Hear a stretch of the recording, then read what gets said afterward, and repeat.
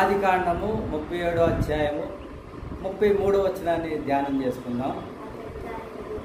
అతడు దానిని గుర్తుపట్టి, ఈ అంగీ నా కుమారునిదే, దుష్టమృగము వానిని తినివేసెను, యోసేపు నిశ్చయముగా చేర్చబడును. దేవునికి వందనాలు. ప్రభునందు ప్రియమైన దేవుని బిడ్డలారా, యాకోబు మహావేదనతో రోదనతో చెప్పుతున్నటువంటి మాటలు నిశ్చయముగా యోసేపు చేర్చబడినని చెప్తున్నట్లుగా చూస్తున్నాం. యాకోబు అంతగా యోసేపును ప్రేమించడానికి గల కారణం ఏమిటి? పరలోక తండ్రి కూడా యోసేపును అంతగా ప్రేమించడానికి గల కారణం ఏంటి? తన సహోదరులు అంతగా పగబట్టడానికి గల కారణాలు ఏంటనేది ఈ విషయంలో ఈ యొక్క సమయంలో నేర్చుకుందాం. ఆదికాండం 37వ అధ్యాయం 2వ వచనంలో యోసేపు 17 సంవత్సరాల వయసులో యాకోబుకు 12 మంది కుమారులు, 11వ కుమారుడు యోసేపు. అతను 17 సంవత్సరాల వయసులో తన సహోదరులతో కూడా మందను మేపుతూ ఉన్నాడు. మందను మేపుతూ తన యొక్క సహోదరుల యొక్క చెడుతనం అంతా కూడా తండ్రికి సమాచారం అందించేవాడు. ప్రభునందు ప్రియమైన దేవుని బిడ్డలారా, దుష్టుల ఆలోచన చొప్పున నడవక, పాపుల మార్గమున నిలవక, అపహాస్కులు కూర్చుని చోట కూర్చుండక, యెహోవా ధర్మశాస్త్రమునందు ఆనందించు దానిని దివారాత్రులు ధ్యానించువాడు ధన్యుడని, అతడు నీటి కాలువల యోరను నాటబడిన వాడై ఆకువాడక తన కాలమందు ఫలమించి చెట్టు వలె ఉంటాడని వాగ్దానం ప్రకారం యోసేపు వారితో సహవాసం చేయక తన తండ్రితో ఉన్నట్లుగా చూస్తున్నాడు. వృద్ధాప్యంలో పుట్టాడు కాబట్టి యోసేపు తన తండ్రి యోసేపును ఎక్కువగా ప్రేమించి అతని కొరకు విచిత్రమైనటువంటి నిలువుటంగి పుట్టించాడు. అలాంటి సమయంలో వారి యొక్క సహోదరుల యొక్క చరిత్రం అంతా కూడా యోసేపుకి ఎప్పటికప్పుడు సమాచారం అందిస్తున్నాడు కాబట్టి యోసేపు తండ్రిని ఆనందింపజేస్తున్నాడు. తన సహోదరులు తమ ఆనందం కొరకు తండ్రిని ఉపయోగించుకుంటున్నారు. ఇలాంటి సమయంలో యోసేపు తండ్రితో ఉన్నాడు, తండ్రితో సహవాసం చేస్తున్నాడు కాబట్టి అతనికి దేవుని దయ కూడా తోడై ఉన్నట్లుగా చూస్తున్నా. దేవుని దయ హబక్కుకు 1:14 వచనంలో దేవుని కనుదృష్టి దుష్టత్వం చూడలేనంతగా నిష్కల్మషమైనదని, అలాగే కీర్తనలు 5వ అధ్యాయం 4వ వచనంలో నీవు దుష్టత్వమును చూసి ఆనందించు దేవుడు కాదు, చెడుతనమునకు నీ అంత చోటు లేదు దావీదు అంటాడు కదా. దాండికులు నీ సన్నిధిని నిలవలేరు. చెడుతనం అంటే దుష్టులు అని రాయబడి ఉంది. వారి యొక్క దుష్టత్వం దుష్టత్వం అంతా చెడుతనం అంతా కూడా తండ్రికి సమాచారం ఇస్తున్నాడు కాబట్టి పరలోకపు తండ్రి దయను కూడా పొందాడు, పరలోకపు తండ్రి ప్రేమను పొందాడు. ఎప్పుడైతే భూలోక తండ్రి ప్రేమను ఎప్పుడైతే పొందాడో వారు పగబట్టుకున్నట్లుగా తండ్రి తమ కంటే తన సహోదరుని ఎక్కువగా ప్రేమించడం చూసి తన సహోదరుని యొక్క క్షేమం కూడా వారు అడగకుండా పగబెట్టుకున్నట్లుగా చూస్తున్నాం. ఎప్పుడైతే భూలోక తండ్రి పగబెట్టుకున్నాడో పరలోక తండ్రి కూడా దయను పొందాడు. పరలోక దయను పొందాడు కాబట్టి ఆయన కళలు వస్తున్నట్లుగా చూస్తున్నాం. ఆ కళలు వారికి తెలియపరుస్తున్నప్పుడు వారు ఏం చేశారంటే పగబెట్టుకున్నట్లుగా చూస్తున్నాం. ప్రభునందు ప్రియమైన దేవుని బిడ్డలారా, అతడు వారిని చూసి నేను చేసిన ఇంకా కళలు చెప్పడం ప్రారంభించాడు. కళలు చెప్పడం ప్రారంభించాడు. ఒక సమయంలో ఒక కళ చెప్పాడు. ఏమిటా కళ అంటే వారు పొలంలో ఉండగా వారి యొక్క 11 పనులు కూడా ఆయన పనకు నమస్కారం చేస్తున్నట్లుగా కళ ఎప్పుడైతే చెప్పాడో వారికి కోపం వచ్చేసింది. వారందరూ కూడా ఆయన మీద కోపపడినట్లుగా చూస్తాం. పగబెట్టుకున్నట్లుగా చూస్తున్నాం.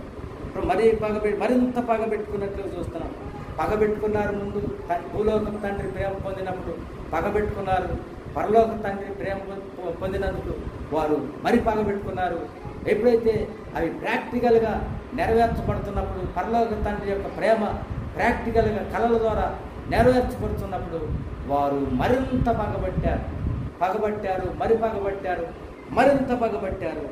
అయితే అంతేకాదు యోసేపు ఏం చేశాడంటే యోసేపుకి దేవుడు మరి ఒక్కొక్క కళ ఇచ్చారు. ఏమిటంటే ఆకాశంలో మరి 11 నక్షత్రాలు, సూర్యుడు, చంద్రుడు ఆయన చుట్టూ తిరుగుతున్నట్లుగా మరొక కళ చెప్పినప్పుడు వారు మరి అసూయ పడినట్లు చూస్తున్నారు.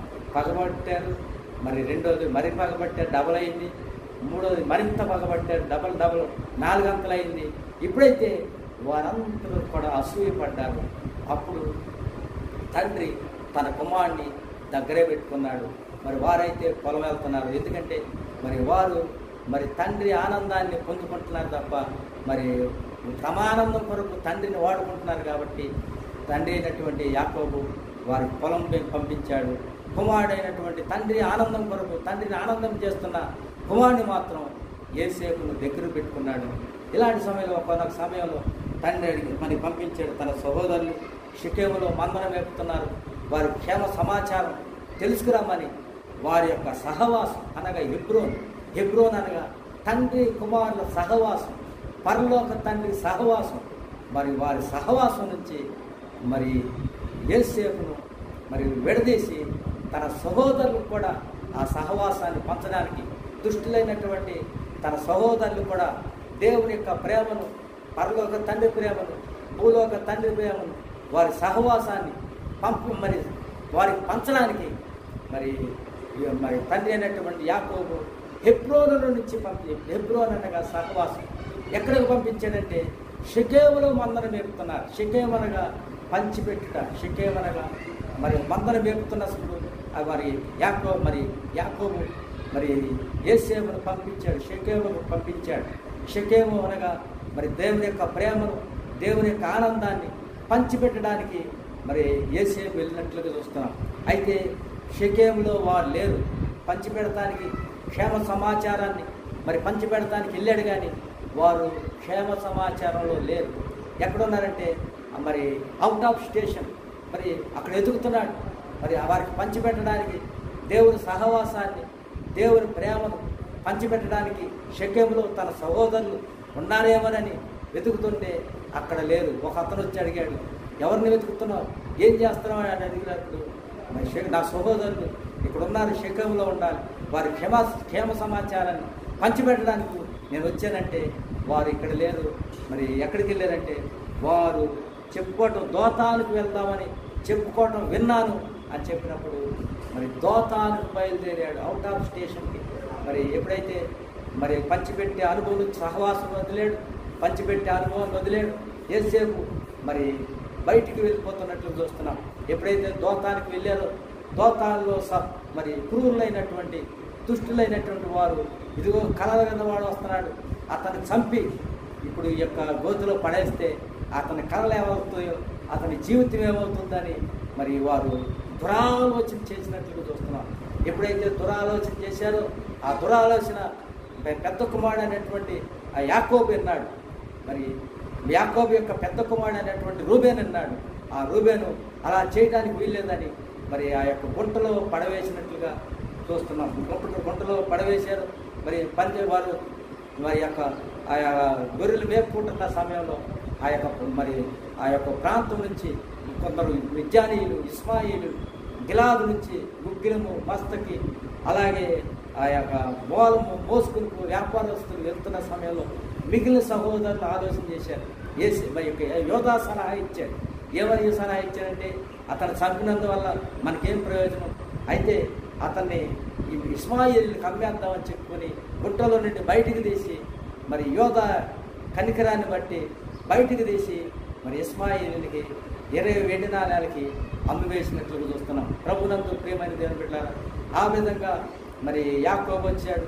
ఆ గుంతలో యోసేపు లేకపోవటం చూసి పెద్దగా కేక వేసి నా తండ్రితో నేనేం సమాధానం చెప్పాలని ఆ అంగిని ఆ యొక్క ఉంచి ఆ యొక్క మేకను వధించి ఆ మేకను రక్తంలో ఆ యొక్క యోసేపు వస్త్రాన్ని ఉంచి తన తండ్రి దగ్గరికి వారందరూ కలిసి వెళ్ళి ఇదిగో తండ్రి అరణ్యంలో ఈ యొక్క రక్తం మరి ముంచబడినటువంటి వస్త్రం చూశాం, మరి ఇది నీ కుమారుడు కాదో గుర్తుపట్టమని మన తండ్రితో చెప్పినప్పుడు తన తండ్రి చూశాడు, ఇది నిశ్చయముగా ఇది నా కుమారుడు యొక్క ఆ యొక్క అంగియే, కాబట్టి నా దుష్ట మృగము నా కుమారుడిని తినివేసింది అని మరి యాకోబు పెద్దగా కేక వేసి మరి ఈ విధంగా అన్నాడు, యోసేపు మరి నిశ్చయముగా చేల్చబడ్డాడు. కాబట్టి యోసేపు చేల్చబడ్డాడు కాబట్టి ప్రభునందు ప్రియమైన దేవుని ద్వారా ఇశ్రాయేలీలందరూ కూడా మరి ఆ విధంగా 6 లక్షల మంది ఏ విధంగా ప్రయాణం చేస్తున్న సమయంలో, అంతకంటే ఎక్కువ మంది 30-40 లక్షల మంది ప్రయాణం చేస్తున్న సమయంలో బండ కూడా వారి వెంట నడిచింది. మోషేకు దేవుడు ఆజ్ఞాపించాడు, బండ చేల్చబడితేనే అందులో నుంచి 40 లక్షల మంది దప్పిక తీర్చే ఆ యొక్క మరి నీరు ప్రవాహంగా మారినట్లుగా చూస్తున్నాం. ప్రభునందు ప్రేమని దేవుడు మరి యోసేపు చేర్చబడ్డాడు, ఇశ్రాయేలీల కొరకు తన సహోదరుల కొరకు చేర్చబడ్డాడు. యాకోబు అన్నాడు, నిశ్చయముగా మరి యోసేపు చేర్చబడ్డాడు. మన ప్రభు అయినటువంటి యేసుక్రీస్తు వారు కూడా పరలోకం నుండి వచ్చి ఈ లోకములో సిలువలో తన చేతులు చేర్చబడి, తన యొక్క కాళ్ళు చేర్చబడి, తన యొక్క మరి పక్క మరి చేర్చబడి, కాబట్టి ప్రపంచానికి విడుదల, ఆయన కాచినటువంటి రక్తము ద్వారా ప్రపంచానికి విడుదల వస్తున్న